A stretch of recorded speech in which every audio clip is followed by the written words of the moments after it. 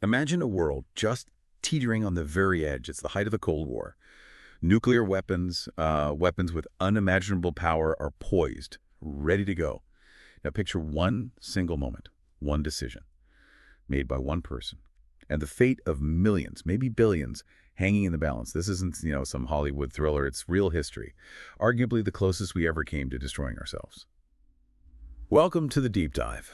Today our mission is to really unpack the extraordinary story of Stanislav Petrov, a man whose quiet courage prevented what could easily have been a global catastrophe. We've dug through a whole heap of sources, notes, declassified accounts, interviews that bring this critical moment back to life.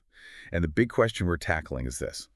How did one man's gut feeling, his judgment, override a global doomsday machine built for instant retaliation? But first, to really get Petrov's choice, we need to understand the world he was in. Expert, what was the geopolitical climate like back in '83? It sounds terrifying. Oh, it absolutely was. And understanding that context is, well, it's essential. Both the U.S. and the Soviet Union were locked into these protocols known as launch-on warning. Launch-on warning. Yeah, basically, if you detected an incoming nuclear attack, you were supposed to launch your entire arsenal in retaliation before any bomb actually hit your soil. Before confirmation, wow. Exactly. It was a hair-trigger system, incredibly dangerous, massively prone to error. The whole idea was that hesitation meant annihilation. And September 1983 wasn't just theoretical danger. Things were exceptionally tense, really, really high. Why so high right then? Well, just weeks before, the Soviets had shot down Korean Airlines Flight 007, killed everyone on board, 269 people, including a U.S. congressman. Right, I remember that. That caused outrage. Huge outrage. It sent shockwaves, ratcheted up military readiness, suspicion. Everything was dialed up to 11. On top of that, the KGB was running this secret program, Operation Ryan. Ryan. Yeah, basically looking for any sign, however small, that the U.S. was planning a surprise first strike. They were deeply paranoid. And then NATO was conducting Able Archer 83 big military exercises in Europe. The Soviets feared it could be a cover for a real attack. So you've got this incredibly twitchy warning system operating in an atmosphere of just extreme suspicion and fear. Exactly, poisoned by suspicion. Everyone thought war could break out any minute. And into that pressure cooker steps Stanislav Petrov. Born September 7, 1939, Vladivostok. Grew up in a Soviet Union rebuilding after World War II, but also heading straight into this intense standoff with the U.S. His dad was a fighter pilot, his mom a nurse. Maybe that gave him a certain practical outlook. Possibly. Grounded, perhaps. Anyway, by the 70s, he joins the Soviet Air Defense Forces. He was apparently a brilliant engineering student. Yes, very sharp.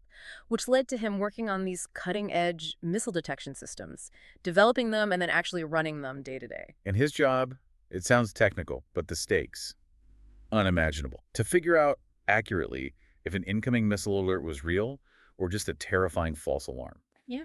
And it all comes back to that launch-on warning idea, right? Both sides ready to hit back before they even knew for sure if they'd been hit. Expert, what's the reality of holding that kind of power? The weight of it. It's almost impossible to convey. It wasn't just a technical job. You were literally holding the fate of the entire planet in your hands. Knowing one mistake, one misread, could start World War III. The pressure, especially with that political backdrop, just immense, constant. Yeah. And what's really fascinating here, I think, is the paradox. You have this system designed for immediate, overwhelming, decisive action. Retaliation. Yet in the ultimate moment of crisis, it all depended on human interpretation, human judgment, flawed humans. Right. The weak link, potentially. Or the saving grace, as it turned out. The technology was there, but the decision point, that was Petrov. It was human. And that's where the story takes its turn. And that fragility, that human element, faced its ultimate test just after midnight, September 26, 1983. Wow. Petrov's on duty, Serpukhov 15. It's this top-secret early warning bunker near Moscow, underground. His job that night. Watch the satellites for any sign of a U.S. nuclear launch. Then decide. Decide whether to pass that warning up the chain, straight to the top brass. The highest levels, yeah. The people with the launch keys. Then, suddenly, chaos. Alarms erupt. Red lights flashing everywhere, sirens wailing. And this stark message appears on the screen. Missile launch detected. It's coming from the OCO early warning system, and this is crucial. OCO was pretty new at the time and largely untested in real-world scenarios. Right, its track record wasn't exactly established. The first alert shows a single U.S. ICBM, an intercontinental ballistic missile, apparently launched. You could just imagine the feeling in that room, the sheer panic. Oh, absolutely. Connect that to the bigger picture. You can almost feel the cold terror washing over everyone in that bunker. His team, the guys around him, they just froze. Understandably. They knew exactly what that alert could mean. And the protocol, the strict procedure, demanded one thing. Yeah. Report it immediately. Report it as a confirmed attack to Soviet high command. If he had. If he had just followed the rules, passed it up the chain without question, it would have almost certainly triggered a full-scale Soviet nuclear retaliation. World War III, right there. No room for delay in that system. None. The whole doctrine was instant counterattack. The pressure to just do what the book said must have been absolutely crushing. And this is the core of it, isn't it? This is where history pivots. Something didn't feel right to him. Petrov has this internal conflict. Machines are screaming, attack. But his gut, his logic is saying, wait a minute. His training kicking in, maybe? Perhaps. He thought, why would the U.S. launch just one missile? A single missile makes no sense for a first strike. If you're going to attack, you go all out, right? A massive barrage to cripple the enemy. Exactly. Military logic 101. You wouldn't just lob one over and hope for the best. That was his first thought, his skepticism. But then, things got worse. The system updates. Now it's showing not one, but 5 missiles, 5 distinct launches. Oh, man. The pressure just ramps up exponentially. Unbearable. He's got maybe, 5 to 10 minutes at most? Yeah. Just a handful of minutes to make the biggest decision anyone has probably ever had to make. Confirm the attack, launch the counterattack, end the world as we know it. Or call it a false alarm and risk being the man who let a real nuclear attack happen without warning. The consequences, either way, just apocalyptic. His thought process in that moment, it's really something. A masterclass in staying calm under, well, the ultimate pressure. He looked at the system, and later he said, something was off. What was off? He reasoned it through. The detection was only coming from this Oko satellite system. There was no corroboration. Nothing from ground radar, which would have been the definitive proof. Ah, okay. No second source. Exactly. And he knew this system, being new, had a history of glitches, false positives. Its infrared sensors could be fooled. Well, wait, what? Things like sunlight glinting off high-altitude clouds at a particular angle. Mm-hmm. The system wasn't sophisticated enough yet to distinguish that from a missile plume reliably. He literally thought and said later, the system is new, it's not perfect, which, raises this huge question. How do you weigh your own gut feeling, your skepticism, against blinking red lights, screaming alarms, and rigid military protocol telling you the world is ending, especially when the stakes are everything? What did he do? He made the call. He decided against the machine, against the protocol. He picked up the phone to his superiors, and he told them calmly, firmly, it's a false alarm. He basically said, I don't trust it. He bet the world on his gut feeling. Pretty much. On his analysis, yeah. And then, silence. Agonizing minutes ticking by. Each one must have felt like an hour. Waiting for the sky to fall. But no explosions came. No missiles landed. The U.S. hadn't launched anything. Petrov's incredible gamble, his skepticism. It had been right. Absolutely miraculously right. Later, they figured it out. The cause. It was exactly what he suspected. Sunlight. Reflecting off high-altitude clouds straight into the satellite sensors, interpreted as missile launches. A trick of the light. Almost triggered Armageddon. Incredible. But what's maybe even more fascinating, or perhaps deeply ironic, is what happened to Petrov after this. You'd think he'd be a hero, right? Parades, medals. Not even close. He wasn't celebrated at all. The whole thing was hushed up, classified for years. It was seen as an embarrassment. An embarrassment. He saved the world. It embarrassed the Soviet military establishment. It showed their state-of-the-art system was flawed, deeply flawed.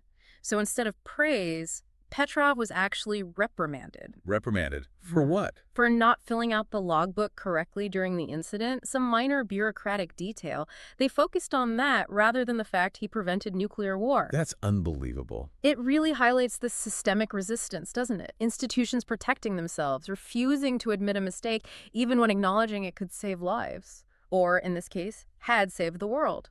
Admitting their tech failed, or worse, that human intuition bailed them out. That was just unthinkable for Soviet military pride at the time. So they punished the guy who exposed the flaws. And protected the flawed system. Yeah. They buried the truth because it was inconvenient. Because human judgment, not their fancy machines, had been the deciding factor. It's just a staggering irony. The man prevents World War III, gets punished for paperwork, Yeah. while the system that nearly caused it gets shielded. What happened to him then? He retired early. The psychological toll of that night was immense. He apparently suffered a breakdown later on, lived a very quiet, often lonely life. Small Russian town, modest pension, unknown. For decades, nobody knew. Pretty much. Until much later. He did an interview in 2004, reflected on it with such typical humility. He just said, I had a funny feeling in my gut. I didn't want to be the one responsible for starting World War III. Doing his job, but with incredible courage. What does that tell us about the human cost, though? It shows that quiet heroism often comes at a huge personal price. He wasn't looking for fame.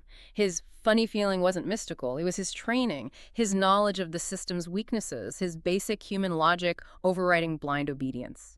The fact he was ignored, even punished. It says so much about the priorities back then. Institutional image over individual wisdom, protocol over critical thinking, even when that thinking saved everyone. It was easier to sideline him than admit their system wasn't perfect. So how did the story eventually get out? Well, it really only started emerging properly in the 1990s. After the Cold War thawed, things started getting declassified. A Russian interpreter and academic, Grigory Grossman, kind of brought the story to wider attention in the West. And people started realizing just how close we'd come. Exactly. And belated recognition finally started to come his way. In 2006, the UN actually honored him in New York. Then in 2013, there was that powerful documentary, The Man Who Saved the World. Ah, yes, I've heard of that. That brought his story to a much bigger international audience. He got the World Citizen Award, other peace prizes started rolling in, recognition for his moral courage. But through it all, he stayed humble. Incredibly so. Never called himself a hero, never seemed bitter about how he was treated initially. He just wanted peace, really. And maybe for people to learn from what happened, a remarkable lack of resentment. Stanislav Petrov passed away in May 2017. He was 77. And almost poetically, his death, like his big moment, wasn't widely reported for months. A quiet end for a quiet man who performed a quiet miracle. But his legacy isn't quiet. No, absolutely not. It's profound. He wasn't, a general or a president. He was a guy in a chair in a bunker who just said no to the machine when it mattered most. His story is just this chilling reminder of how fragile peace actually is, how it can sometimes rest entirely on one person's judgment. One decision to pause, to think, to question. Especially now, with technology advancing so fast. Precisely. In a world that relies more and more on tech, on AI, on automated protocols, his story screams out that the human element, human judgment, intuition, skepticism, restraint, that saved us, not the machines. Human judgment still matters profoundly. Blind obedience can be lethal. And sometimes, quiet courage is all that stands between us and catastrophe. The human is the ultimate safety check. And it really forces you to consider the what if. It's terrifying. Just think about that alternative. If Petrov had followed protocol, if he'd reported those 5 missiles as real, the Soviet Union launches hundreds of nukes instantly. The U.S. retaliates with everything it has. NATO joins in. Yes. Cities, New York, Moscow, London, Berlin, Chicago, Tokyo, just gone, vaporized. Wiped out in minutes, ash and rubble. And after the immediate horror, global nuclear winter, climate catastrophe, agriculture collapses everywhere, billions potentially dying in the aftermath from starvation, disease, the complete breakdown of, everything. Utter devastation, unimaginable. And all of that was just one button press away. Right. One confirmation away. But it didn't happen because one man looked at a blinking red light and didn't trust it. Which leaves us with a really important and frankly urgent question for today, doesn't it? Go on. In our world, this world increasingly run by complex algorithms, AI, automated systems making critical decisions, where do we draw that line? The line between efficiency, speed, automation, and the irreplaceable value of human intuition, human oversight, critical thinking. How do we make sure we still have people like Petrov with the courage and the authority to question the machine, to hit the brakes, even when every alarm is screaming, every protocol says go? How do we foster that judgment, that independence, especially in those holding the most critical roles? That's the challenge, isn't it? A profound one. Thank you for diving deep with us into this incredible story of quiet, world-saving heroism. We hope it gives you, our listeners, something to think about, maybe those moments in your own life where trusting your gut, questioning the system might have made all the difference. Until next time.